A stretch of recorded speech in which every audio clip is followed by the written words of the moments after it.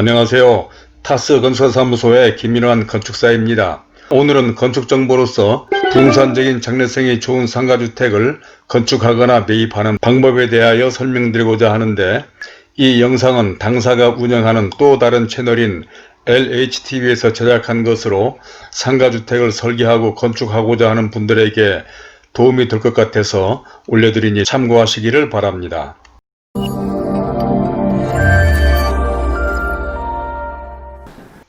저는 상가주택, 즉 고마빌딩을 전문으로 설계와 건축을 하는 건축 전문가로서 좋은 상가주택이란 입지조건, 수익성, 경쟁력, 객관성, 좋은 설계와 디자인, 또 거주성과 임대성, 부동산적인 장래성, 그리고 건축이나 매입하려는 목적에 따라 달라진다고 말씀을 드렸고, 이 가운데 지난 영상에서는 1번에서부터 6번까지 말씀을 드렸고, 이 6개의 영상들은 아래 더보기에 링크해 놓을 테니 참고하시기 바라며, 오늘 7번째로 부동산적인 장래성이 좋은 상가주택에 대해서 아래와 같은 4가지 순서로 말씀을 드리고자 합니다. 아무쪼록 끝까지 보시면 이런 부동산이나 재테크, 노후대책 등에 관심을 가지신 여러분들에게 많은 도움이 되리라 생각하며, 먼저 보시기 전에 구독과 좋아요를 눌러주시면 저에게도 큰 힘이 될 것 같습니다.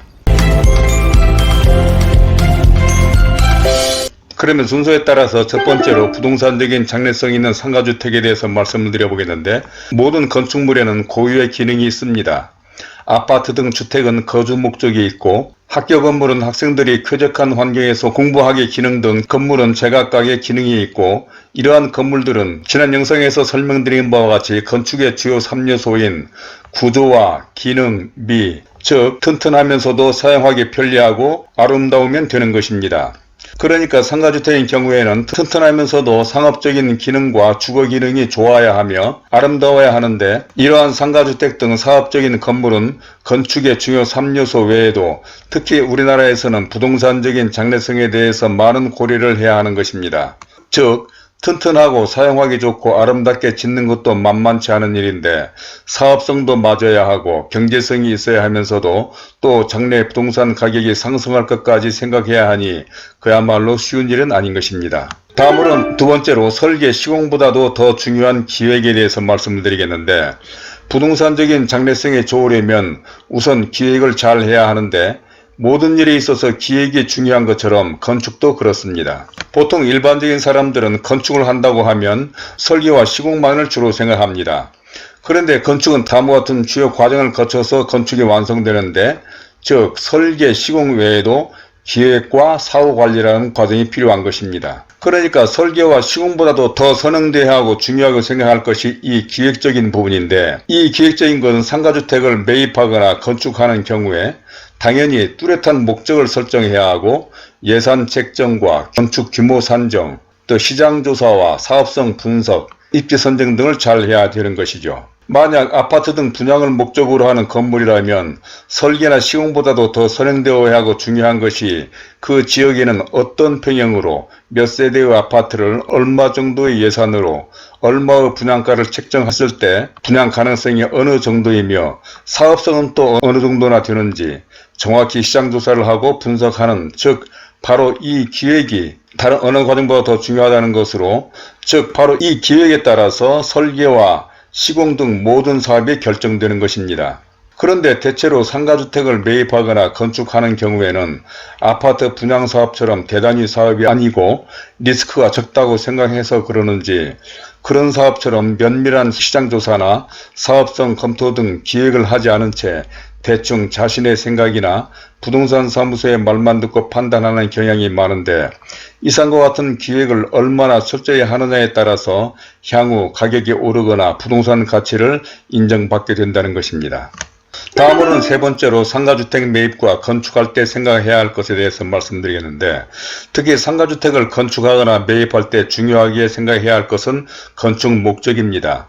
그러니까 전체 건물을 임대를 줄지 아니면 자신이 4층에 거주할지, 또는 건축 후 바로 매매를 할지 몇 년 정도는 보유할지 등을 결정해야 하는데, 이에 따라서 입지 선정이나 설계의 방향이 달라질 수 있기 때문인 것이죠. 예를 들자면 공단 근처에 있는 상가주택이라고 하면 공단에 근무하는 사람들을 위한 상가의 규모나 층고, 종류도 구에 따라야 할 것이고, 특히 2, 3층 임대주택인 경우에는 독신자들을 위한 쉐어하우스 등을 고려해서 설계할 수도 있기 때문인 것입니다. 그리고 이러한 상가 건물을 건축할 때 1층 상가 부분과 2, 3층 임대주택, 주인세대가 있는데 이 세 부분 중 어느 부분에 우선순위, 즉 비중을 둘지도 중요합니다. 건축주에 따라서는 건축 목적이 자신이 주거하는 4층과 다락, 옥상 정원 등을 중시하는 사람들이 있고, 어떤 사람들은 또 1층 상가에 중점을 두는 사람도 있습니다. 또 어떤 사람들은 임대 가구에 대해서 비중을 두는 사람도 있기도 하고, 또 어떤 사람들은 자신이 4층에 살 것이므로 굳이 엘리베이터를 설치하지 않겠다는 사람도 있기도 하고, 무엇보다도 1층 상가를 위해서 2, 3층 임대가구 수를 줄여서 주차 대수를 줄여서라도 상가 면적을 최대화하려는 사람도 있는데, 이러한 것들은 향후 부동산적인 장래성에 대단히 중요한 변수로 작용할 것입니다. 또한 일조권을 받는 대지인 경우에도 3층까지 건물을 줄이지 않기 위해서 1층 상가 높이를 3.6m 이상으로 할 수 없는 상황이 발생하게 되는데, 이러한 경우에 3층이 꺾여서 가구 수를 줄일지 아니면 1층 상가 높이를 3.6m 이하로 하면서 가구 수를 늘릴지 등도 건물의 임대 수익에 영향을 미쳐 부동산적인 가치가 달라지기도 할 것입니다.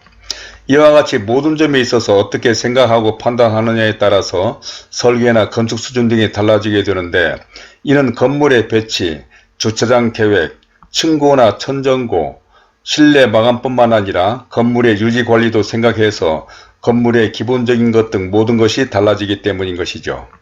이제는 마지막으로 건축 수준과 건물에 따라 영향을 받는 것에 대해서 말씀드려보면, 이러한 모든 것에 따라 건축 수준, 즉 공사비나 예산도 다르게 생각할 수가 있는데, 이 또한 건물의 가치나 부동산적인 장래성에 영향을 줄 것입니다.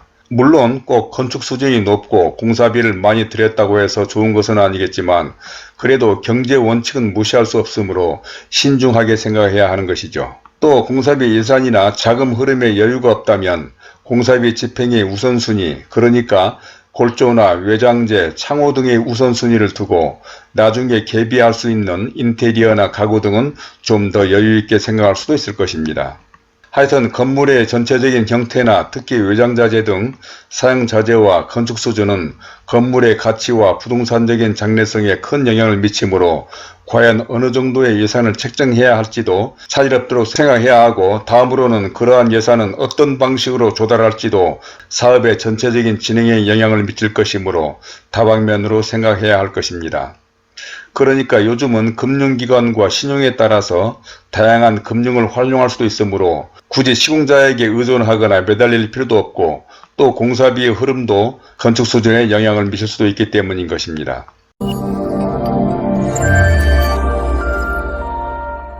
자, 이제까지 부동산적인 장래성이 좋은 상가주택에 대해서 첫 번째로 부동산적인 장래성이 있는 상가주택, 두 번째로 설계와 시용보다 더 중요한 기획, 세 번째로 상가주택 매입과 건축할 때 생각해야 할 것, 네 번째로 건축 수준과 건물에 따라 영향을 미치는 것 등에 대해서 말씀을 드렸습니다.